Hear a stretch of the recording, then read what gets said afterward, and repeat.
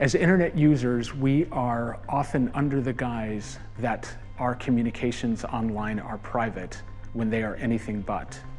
As activists, it is really critical that we understand the risks that we take with every tactic we are using, and in particularly when we are moving online. We have created the Iropoly game based on what is happening currently in Iran. We will now be playing the game in order to highlight what are the risks that activists face when they are engaging in online activity.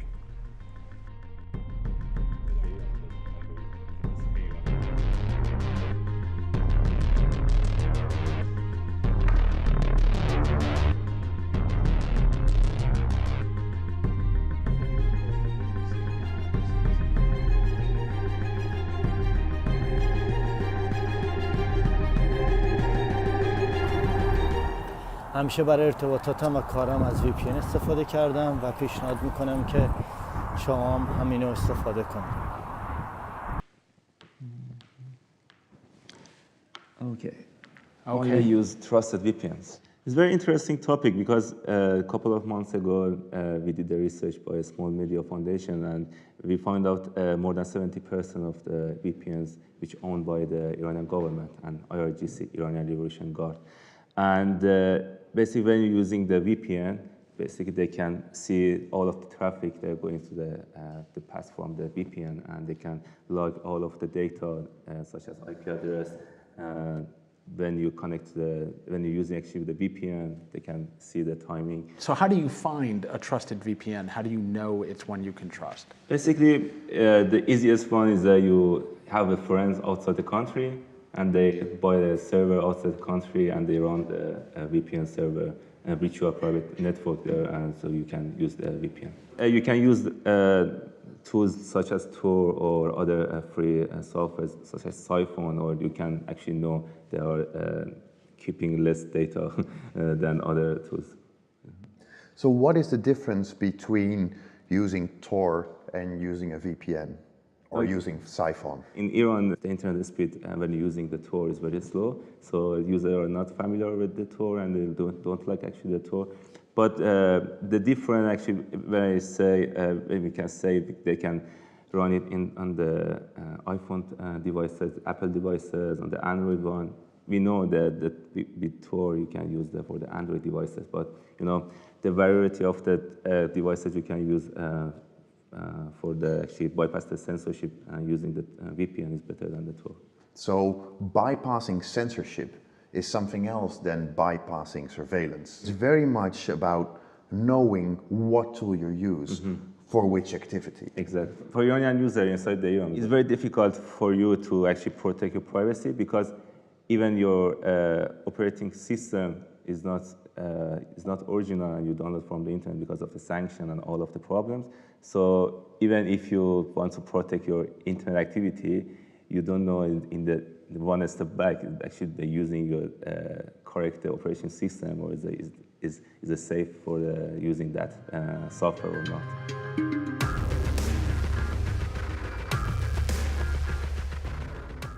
Tor is an important circumvention tool because it not only allows you to get around government filtering, but also helps keep internet activity anonymous and secure.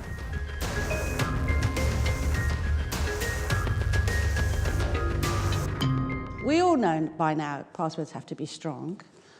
Hopefully, we've all grown out of using the silly, easily identifiable passwords that anyone could guess.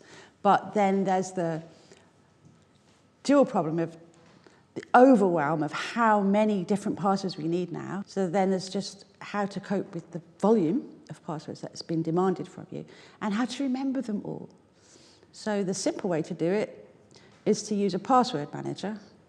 Simple little application that looks after all of your passwords, keeps them secure, encrypts them, and you have a master password that you use to open this. If you forget a password, you can still go and retrieve it. We are now using technology to break passwords, and why it's so crucial to have different passwords is that it's very likely that one of the websites that you are using to log into will be hacked. And that's either because they have bad security or some other reason. So it's very likely that your password, together with your login name or your email address, will be leaked out there. So what is the neat feature of password managers is that password managers create strong random passwords. So if you're going to improve something about your digital security today, is make a really strong password. And true, password managers are clunky, but so are my keys. And I do have different keys for every different thing, and I take them with me. But luckily, the password manager is simply a file where we store all our different complicated passwords. And it's like the door to all our things. We have a real duty as activists to make sure that we are using not only strong passwords, but I think also password managers on top of it to make sure that we are making our networks as safe as they possibly can. So that we're not the weakest link in that chain. It's mentioned in the Article 19 report about people who get arrested or interrogated if the government agents get a hold of their password. It isn't just to look at their emails, it's to see who they talk to, what they talk to them about. So your whole network can be exposed.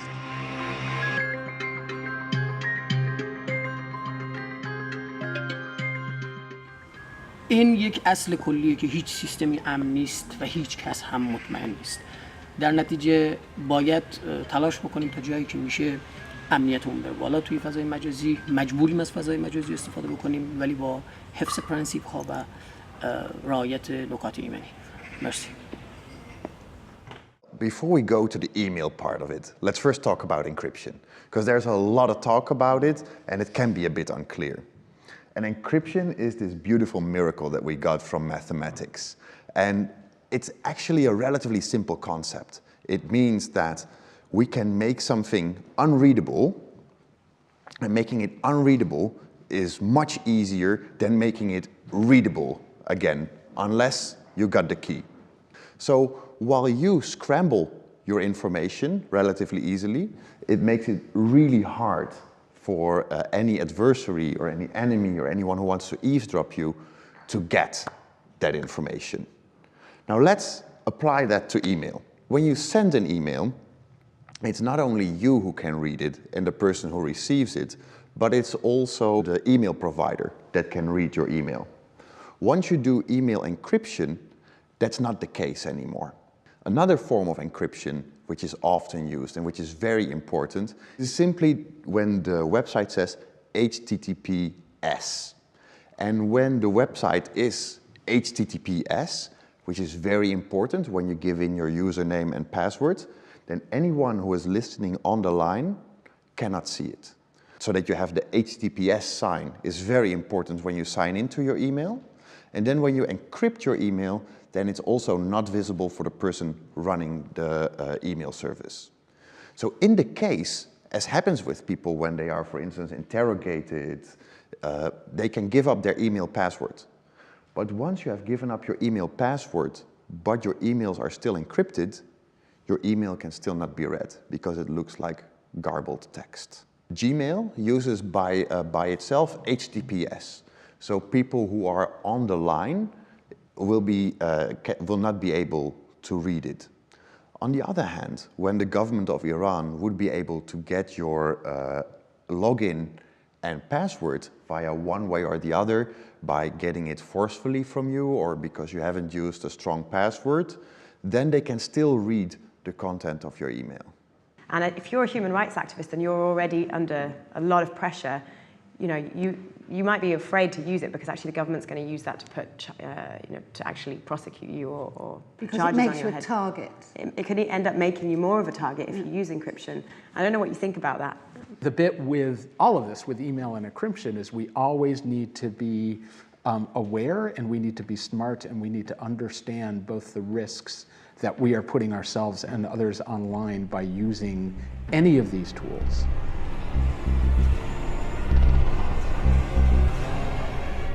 Don't forget, your mobile is a tracking device. Some Iranian activists think that by changing SIM card, it becomes untraceable. That's not true. Your mobile has a unique IMEI number, so it can always be followed. So be careful what information you store in it, where you take it, and how you use it. Ooh, good one. a scary one. Ooh, so what do activists need to know about how mobiles can be a tracking device? So I think the main thing to understand is, the clue is in the name. A mobile phone is just an inherently insecure device. And you forget it when you're using it, right? Because we use it mainly to communicate and to connect. And when we're using our phone, we think of it as a quite benign thing, which is how we reach our friends, how we reach our family, how we log on to Facebook, upload and share photos. And you just forget day to day how much this thing is just leaking data and information about you, and particularly location. It is really just a location beacon. You could just think of this as one of those tags that you put on your wrist. And I think there's a couple of myths here that it's important to debunk. One being that, when you have GPS on your phone and you turn it off, that somehow you've turned off that tracking. You've got GPS on, that's great, you can connect with Google Maps. Now you've turned it off, no more location tracking. And that's not true. The way that mobile phone networks work, actually, by definition, by design, it has to send a kind of ping out constantly to cell phone towers. That's how the mobile network runs, which means that you are constantly pinging your location to the mobile network. In a country like Iran, where the mobile network is in the control of the government, that basically means the government has the ability to access in real time, based on your cell ID, where you're going. They can track you if they're looking for you. But there's another risk here. You go down to a demonstration, it's possible for the government to actually just go, I want to know all cell IDs that were in this vicinity between these hours. If you're going somewhere and you don't want anyone to know about it, if there's a risk that people knowing about where you've gone is going to cause serious risk to you or to anybody you know, then just don't carry a phone. It's just, by design, it's a location tracking device. At this point now, activists need to know that their mobile phone is just, it's really insecure thing to carry if they're doing really risky work. Turning your phone off and taking the battery out is really just, it's a standardly good practice. It's a good idea if you're in a meeting to do that. That will stop the network pinging regularly to the cell phone tower. Unfortunately, there are, what people worry about these days is that in the hardware itself, there are backdoors. It's worth bearing in mind on that point that it could be useful just to carry a small, cheap, what they call dumb phones, not a smartphone. Yes. It still has the same problem. It still can do that constant pinging to the cell phone tower. But take the battery out of that, turn it off, go to the place that you're going, have your meeting. You still have your phone with you, but it's not on. So. And also exchange phones. And if you have a cheap phone, then maybe that can actually be a possibility. If it's a really sensitive meeting that you're going to have, I think still the best thing is just, if you can, don't take a phone. If you have to, take a phone that's not the phone you normally use and take the battery out. Encrypt your phone. Yep. It's under your security settings, encrypted. That means when you lose it, people cannot access the data on it. Use a strong passcode and do not use the fingerprint reader.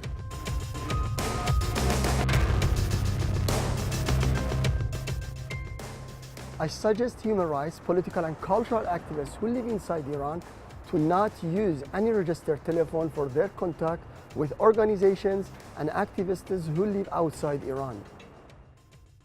Encrypted VoIP apps. In Iran, in my country, the government owns the telecommunication, so when you want to make the phone call or everything, if they targeted you, they can just listen to your communications. One of basically there is two very popular apps, it's called Signal and Redphone. So you can use those apps for actually encrypt your voice calls.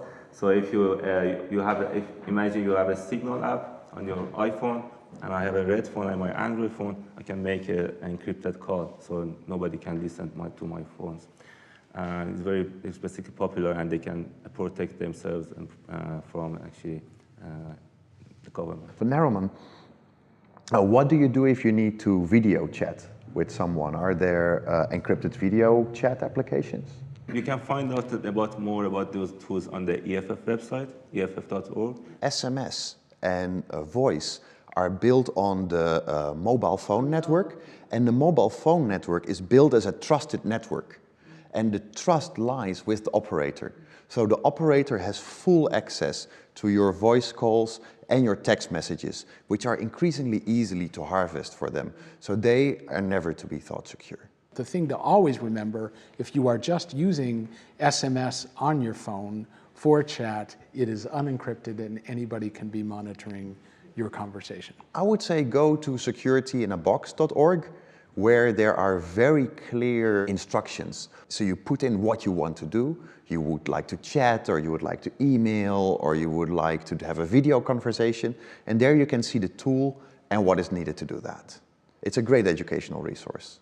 The securityinabox.org, very good for tools and getting that trusted advice on what you should be using. But then also the Electronic Frontier Foundation has more up-to-date stuff about policy and also practice, and is an equally good resource, and I would highly recommend putting both of those in your arsenal of resources around digital security.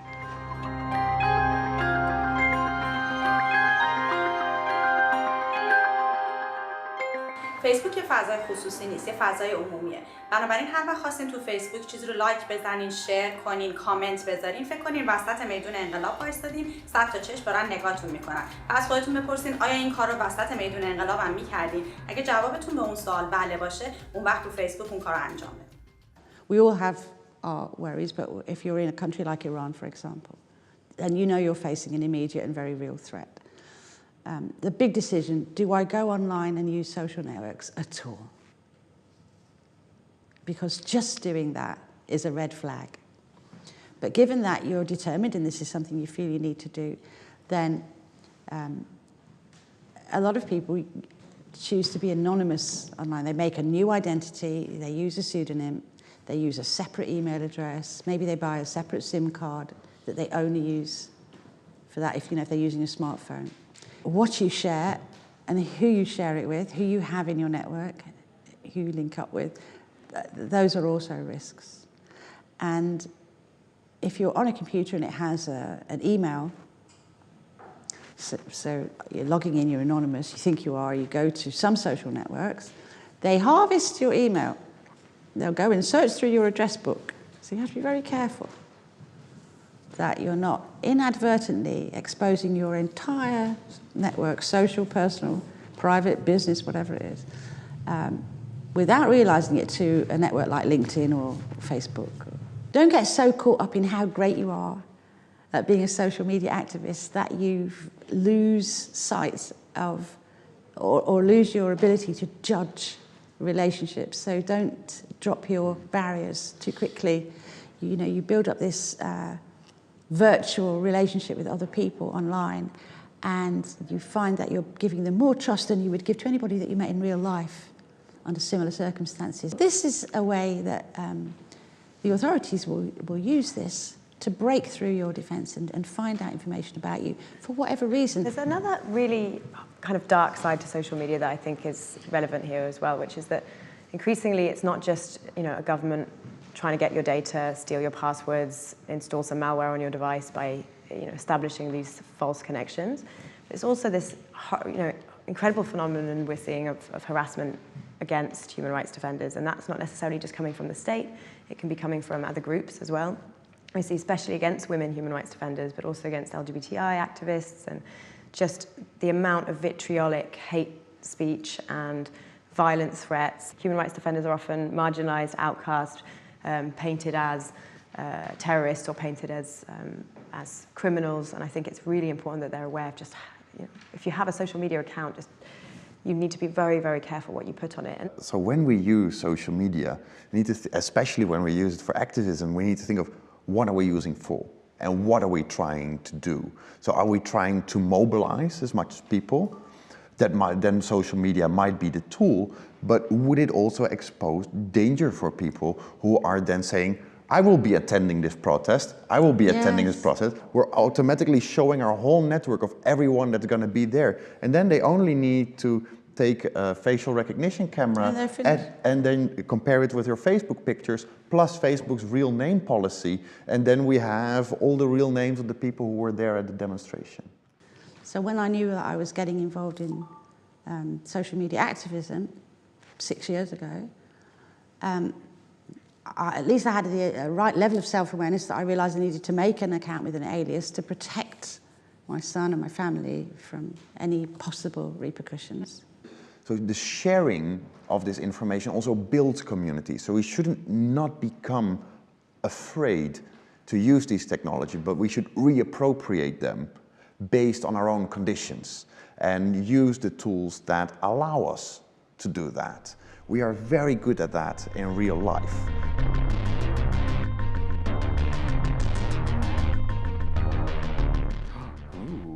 Ooh. The mother lode. The mother lode. So what do activists need to know about random surveillance? We're experienced victims of mass surveillance or of random surveillance of people knowing what's happening to us. And so there are relatively easy layers of protecting against this. So one is generally using HTTPS when logging into specific services, and using free and open source secure communication apps like TechSecure, like Signal, like Red Phone, but also encrypted email. And by that way, you're already making it much harder for people to mass surveil you. But let's not kid ourselves. It's not only about digital, because we do not only have a digital life. Digital is part of everything, but there is physical, psychosocial, legal, and all these things also have their traces in surveillance. So it can also be people who are monitoring you or telling stories about you or have information about you.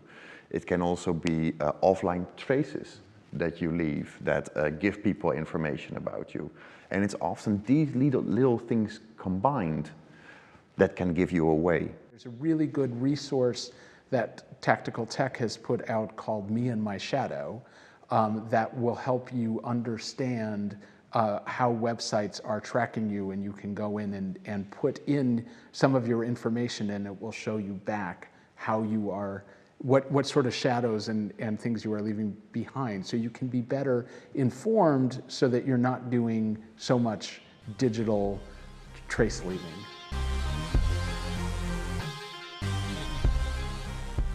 Because I can't go to Iran, scores of Iranians contact me electronically. Most use very safe methods, but some take risks. I urge them not to take risks because there are very safe methods to use, which are outlined in the Article 19 handbook. Simple things like changing your password within your chat history or browser or email history is enough.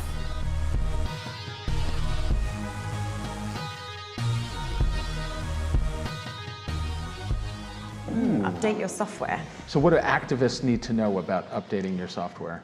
Just do it.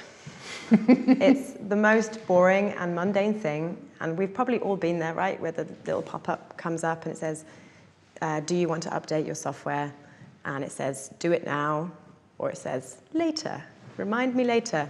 And how often you just think, oh, I'll do that tomorrow, I'll do that next week, because it's just an annoying thing. You're in the middle of using your computer, you don't want to bother running anything or shutting down and restarting up.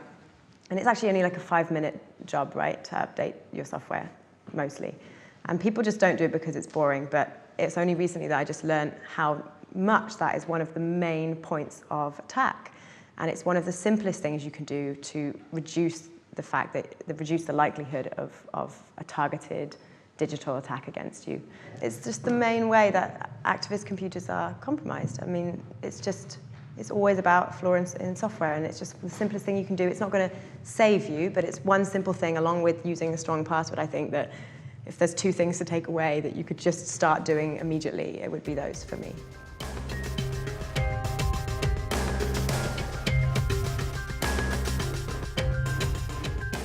In the game of Iropoly, who wins? Clearly right now, it is the state that is winning. But we have to take action. We have to get activists to better understand how they are vulnerable when they go online. So in the future, we are going to be editing these messages down and this discussion that can be distributed widely. So we will ask you to help us in getting these messages out. Article 19 has been a collaborator and a partner for me since I began the mandate as Special Rapporteur on Freedom of Opinion and Expression just slightly over a year ago. Since then, I've seen just how important Article 19 is at all levels of the work that it does and all levels of the work that I do. Of course, it is easy enough to say it's important for civil society to have the tools to advocate on their own behalf in local, national, and regional settings.